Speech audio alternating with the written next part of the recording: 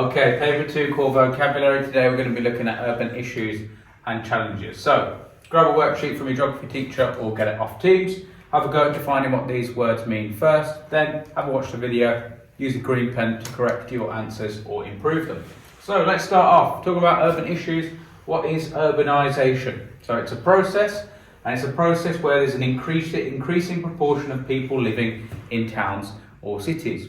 So previously, most people lived in rural areas, but that proportion of people living in cities has been increasing for the last 100 years. And as a result, more people now live in cities than live in the countryside.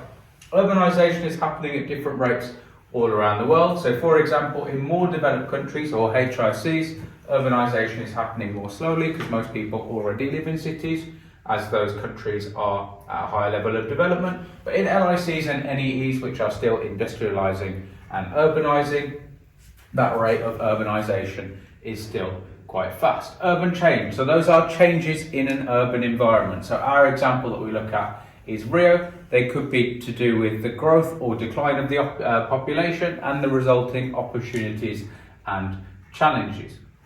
Migration. So migration is the movement of people from one place to another to live or work. Now, importantly, that doesn't have to be a different country. So if it is a different country, someone moves from China to Rio for work, we can say that they are an international migrant. But if somebody moves from the Amazon basin in Brazil to Rio, they've not moved country, they will be classed as a national migrant. So, rural to urban migration, just putting the three together. So rural countryside, urban the city, migration moving permanently. It's moving from a rural area to an urban area permanently. And this is one of the biggest driving forces behind urban growth in Rio. The other key factor in urban growth is something called natural increase, or how can the population increase naturally? That's the rise in population when the birth rate exceeds the death rate. So here we can see a section of our demographic transition model. When our death rate, which drops first on the demographic transition model, is lower than our birth rate, or we've got more babies being born than people dying, we call that natural increase. A megacity. Rio is an example of megacities, but there are lots of others around the world as well. So a megacity is a city with a population of 10 million or more people. Okay, opportunities in urban areas. So we're generally talking about good things in cities, but these could be any aspect of somebody's quality of life. So it could be economic opportunities, like jobs, social opportunities, like universities, or good access to education, good literacy rates, or environmental opportunities. For example, good access to safe, clean drinking water, for example. And then on the flip side, we've got challenges in cities, which are generally bad things or things that people struggle with in LIC, NEE cities, and also in the UK when we look at Birmingham. But there are economic challenges. For example, informal work is really low paid. Social challenges, for example, lots of people living in favelas and in slums like Dharavi have really poor quality housing, and environmental challenges such as air pollution. So all the traffic congestion in Rio leads to air pollution. When we talk about social, that's anything relating to or issues affecting people, and generally we think of social as being part of someone's quality of life by looking at the social elements to determine how happy someone is with their life. The formal economy, those are regular, well-paid jobs, and people are taxed on their income. For example, we've got a nurse and a teacher here. Those jobs are taxed, they're regular, they're fairly well-paid. People require qualifications to do them, but they also get employee benefits like sick pay if you're off work sick, and also paid holiday. Whereas in the informal economy, those are kind of your cash-in-hand jobs, so no taxes paid, where people are not taxed. Good examples include street traders and drug dealers.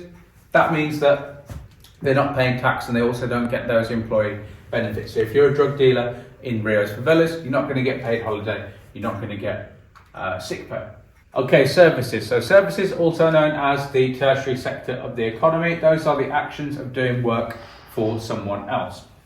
Generally, we can look at public services, so jobs in healthcare, education energy and water. It's about providing the things that people need for a good quality of life. So, water supply. Water supply is the provision of clean, safe water for people within communities. And obviously, in places like Guanabara Bay in Rio, providing clean, safe water that isn't contaminated with diseases or raw sewage, like about 75% of the water in Guanabara Bay, is a massive challenge in Rio. What have they done to respond to that? So, they plan to build 7 water treatment centres. A company called Nareda, TNC, planning to build 7 water treatment centres. Unfortunately, only one of those is functioning and completely finished. Energy. So in geography, referred to energy as what is used to light and heat homes. So we're talking about essentially electricity, but it's also used for industrial purposes, such as providing power to factories. One of the problems with Rio is that a lot of people's access to electricity in the favela is through illegal hookups, and that means that yes, it's dangerous, but probably more significantly, there's frequent blackouts, which mean that whenever there's a blackout, people that are working in businesses lose a lot of money, which is difficult because they don't earn that much money in the informal economy. Anyway, as a result, some of the things that Rio is doing is expanding the amount of power that it produces, including the Belo Monte hydroelectric dam. Urban industrial areas. So industry, when we're talking about industry, we're thinking about factories. So we can kind of think of these of areas where we have lots of factories, and it's the part of the city where the main land use is for manufacturing, assembling and processing facilities. So here you can see a port. Rio also has the largest steelworks in South America, alongside 5 ports which you can then use to, once the products are manufactured, export them to HICs and create revenue. Economic development, so nice and easy way to remember with your dual code. Economic, we're talking about money. Development, we're talking about progress, things getting better. So economic development is when a place or country gets richer. Economic development is a result of the programs and policies that improve economic well-being and quality of life of people. So ultimately, the government has policies, the government do things, they make investments. That's going to lead to economic development, everybody getting richer through the multiplier effect. Slum or squatter settlements. So slums are areas of low quality and overcrowded housing inhabited by poor people that have no legal right to own the land. So they don't actually own the land. They're usually found on the outskirts of major cities or megacities where the land is cheapest and new arrivals usually pitch up first. And in Rio, the name for the slums or squatter settlements is a favela. So favela is simply the South American term used for slums and squatter settlements. So it's a Portuguese word that we use for describing slums. So this is Rocinha, the biggest favela in Rio. UPP, so UPP is the pacifying police unit, the police that were introduced to Rio in the 2010s to reduce crime in the favelas. It was successful in some small favelas like Santa Marta, but in bigger favelas like Rocinha, where gangs like the Red Command still have quite a big foothold, it was less successful. Sanitation. So sanitation is linked to public health, ultimately keeping things hygienic and clean. So the provision of clean drinking water and adequate sewage disposal, including toilets and all their plumbing, that's sanitation. It's really important for reducing the spread of disease. When we talk about unemployment, you'll have learnt this all the way through Key Stage 3. Unemployment means people not having jobs. So when you don't have a job, that person can be described as unemployed. And unemployment is the rate or amount of people that don't have employment, usually as a percentage. Environmental issues. So environmental issues are any kind of harmful effects or pollutants or contaminants that are going to affect the environment as a result of human activity. For example, air pollution, water pollution and waste pollution and a lack of green urban space are all environmental issues. One environmental issue faced in Rio is waste disposal, or in other words, getting rid of waste. And it's linked to waste created by human consumption. So because Rio is a megacity, lots of people consuming lots of resources, we need to dispose of that waste. Now there are lots of different methods, everything from landfill to reducing the amount of waste we produce in the first place. But the problem is in Rio that the really narrow streets and the lack of address for lots of people means that organising the logistics, the organisation, the management of waste is very difficult. The narrow streets also mean that it's very difficult for the collection lorries or vans to get up into the favelas, so waste just ends up being disposed on the side of the road. Air pollution and smog is a massive problem. So what does it mean, air pollution? So we're talking about the contamination of the air by humans with substances that are harmful to the wildlife and human health, the most common one being carbon dioxide. Rio has a massive air pollution problem. As a result, about 5,000 deaths a year in Rio occur that are linked to air pollution.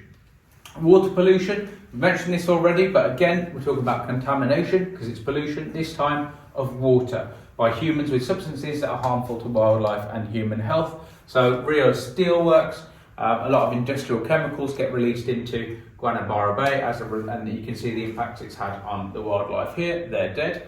But we also have water pollution from sewage from the favelas because people don't have good sewage. So about 75% of the waste that goes into Guanabara Bay is raw, untreated sewage. Traffic congestion, also known as traffic jams, just traffic, is when transport systems cannot cope with the amount of users, and that results in long delays and long queues, which obviously have economic challenges as well as the air pollution they produce. Urban planning, so it's the social, economic and environmental process of deciding how to develop urban areas for long-term sustainable development. What does that mean? How do we keep this city so that current generations have all their needs met for housing, for food, for water, but then in the future generations also have their needs met for food, water and energy. A good example of how they tried to do this in Rio is the Favela Biro project. And finally, the urban poor. Who are the urban poor? They are generally the poorest or poor people in cities, and they are usually found living in slums, in a state of poverty or in very poor, low quality housing. That's it for urban challenges and issues. So have a look at your worksheet, make sure you're green pen, enjoy the rest of your day.